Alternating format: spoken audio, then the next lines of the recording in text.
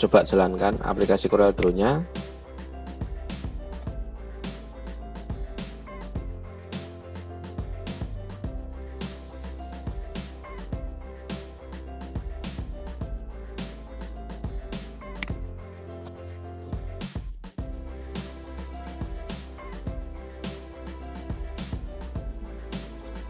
Oke, ketika aplikasi atau Corel Draw kita jalankan pertama kali akan tampil seperti ini.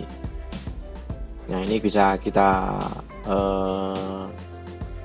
pilih ketika Bapak Ibu belum pernah mendesain, nanti akan hanya ada pilihan new blank dan new from template ini. Tapi ketika sudah pernah mendesain, nanti akan tampil di Open Recent. Ini adalah beberapa file yang sudah pernah kita desain, tinggal klik nanti akan terbuka. Tapi kalau kita belum pernah mendesain, ya kita klik di new blank document. Ya, pada form create a new document nanti akan ditampilkan seperti ini. Nah, ini name title name-nya bisa kita tuliskan di sini.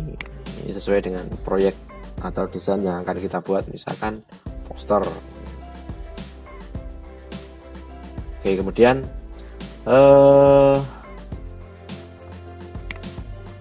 preset destination ini untuk menentukan desain kita nanti mau ditujukan kemana atau mau dibuat apa, sebagai tampilan di web ya, atau untuk dicetak atau untuk yang lainnya. Ini bisa kita atur dari awal sini ya. Kita bisa memulai custom, memulai dengan web, memulai dengan default RGB atau yang lainnya. Kita coba aja pakai custom dulu. Oke, size ini adalah ukuran yang nanti akan kita buat di desain kita, misalkan tas A4 ya, atau A3 atau yang lainnya. Kita coba dulu A4 dulu. Nah, kemudian ini secara otomatis kalau kita memilih ukuran tas A4 ya, ukurannya seperti ini, 210 mm kali 297 mm. Ya, ini bisa kita atur dengan mengganti sesuai dengan selera, mau dibuat meter, sentimeter, inci dan sebagainya. Sini ada pilihan. Oke, kita buat aja yang familiar, lebih enak kira-kiranya pakai sentimeter. Nah, oke, kemudian primary color modenya. Nah, ini ada RGB dan JMYK. Ini juga akan sangat berpengaruh dengan desain yang kita buat. Ya, RGB ini lebih banyak. Ini singkatan dari red, green, blue. Ya, merah, hijau, sama biru. Ini adalah dasar pewarnaan atau primary color mode yang nanti akan kita gunakan ketika desain kita tidak untuk dicetak.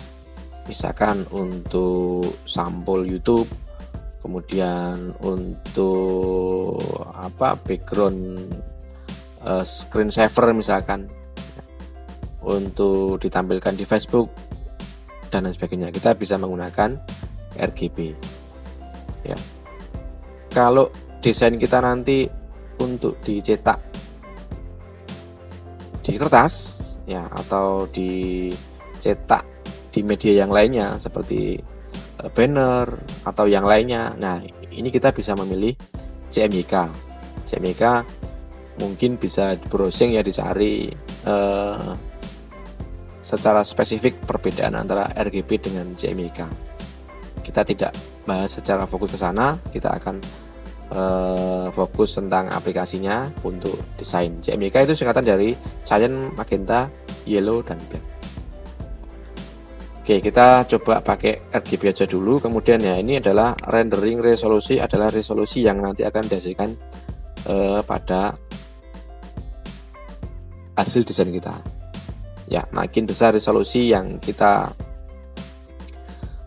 tuliskan di sini, ketika nanti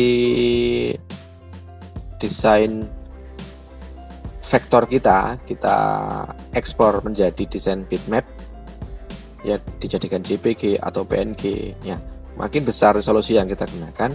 Ketika diperbesar beberapa kali, dia akan tetap halus ya. Makin kecil resolusi yang kita sematkan di sini, nanti ketika diperbesar 2 atau 3 kali aja kadang sudah pecah filenya ya, kelihatan ngotak-ngotak seperti yang tadi kita contohkan di aplikasi bitmapnya. Ya, biasanya defaultnya atau bawaan dari Corel sendiri adalah 300 dpi dot per inci. Ya, oke, kalau sudah kita oke. Nah, ini adalah print area atau work area di mana nanti kita akan mendesain sebuah objek. Nah, ini yang tampak di sini adalah kertas yang sudah kita atur tadi. Karena kita tadi menggunakan A4, nanti tampaknya seperti ini. Ya, kalau F4 agak lebih panjang lagi. Nah, ini ketika kita di awal tadi sudah mengatur jenis kertasnya, kita bisa atur ulang di sini. Nah, ini A4 atau legal atau apa. Kemudian menggunakan sentimeter atau milimeter dan sebagainya. Oke, kita akan bahas lebih detail nanti di pertemuan berikutnya. Kita fokus dulu ke menu yang ada di CorelDRAW. Kebetulan saya menggunakan aplikasi CorelDRAW X5 ya. Sebetulnya masih banyak versi lain yang lebih tinggi atau yang lebih rendah. Tapi saya di sini yang terinstall di komputer adalah CorelDRAW X5. Ya, ini adalah menu. Ya, menu bar. Di sini ada file, kemudian edit, view dan seterusnya. Ini kalau kita klik nanti akan tampil beberapa submenu ya. Contoh ini edit, ada ini, kemudian view dan seterusnya. Ya, di bawahnya ada di bawah menu bar ada beberapa pilihan yang nanti kita akan menyesuaikan dengan tool yang kita klik di sini. Nah, ini di sebelah kiri disebut dengan toolbox. Nah, ketika saya klik salah satu tool di sini, ya ini bisa digunakan untuk membuat gambar kotak seperti ini. Ya, setiap tool ketika ada gambar panah kecil di pojok kanan bawah ini bisa diklik untuk memilih jenis toolnya. Saya klik. Nah, nanti akan tampil ada rectangle dan point. Sama ini juga gitu. Nah, ini ada pilihannya basic, shape, kemudian arrow shape dan sebagainya. Oke, secara detailnya akan kita bahas berikutnya. Di sebelah kanan ini adalah default warna tadi yang ada di CorelDRAW. Nah, ini kita bisa menambahkan warnanya. JMYK, RGB atau yang lainnya dengan cara di sini ya, window kemudian color palette. Nah, bisa kita pilih contoh warna. Contoh saya pilih warna pantun. Nah, nanti mesti ini. Oke, ini bisa kita tambahkan sampai beberapa mode warna. Nah, kemudian di bawah ini menunjukkan halamannya. Beberapa halamankah yang kita butuhkan. Ya, karena ini masih hanya satu halaman, di sini hanya page 1. Kita bisa menambahkan halaman dengan cara klik tanda plus di sini. Klik. Nah, nanti akan ada halaman kedua. Nah, ini page 1, ini page 2. Oke, kemudian ini ada scroll bar di sebelah kanan, ini hati-hati ya. Kalau kita nggak terbiasa, biasanya akan hilang tampilannya di sini. Biasanya ketika pengen lihat tampilan atau work areanya di tengah-tengah pas ini. Nah, ini bisa kita geser sampai hilang gitu ini. Oke, itu dulu untuk sharing kali ini. Nah, di sharing berikutnya nanti kita akan bahas dasar-dasar desain dengan CorelDRAW atau tutorial bagaimana praktek membuat desain objek dengan aplikasi CorelDRAW.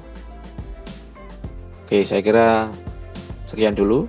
Kita akan ketemu lagi di media sharing, media berbagi berikutnya.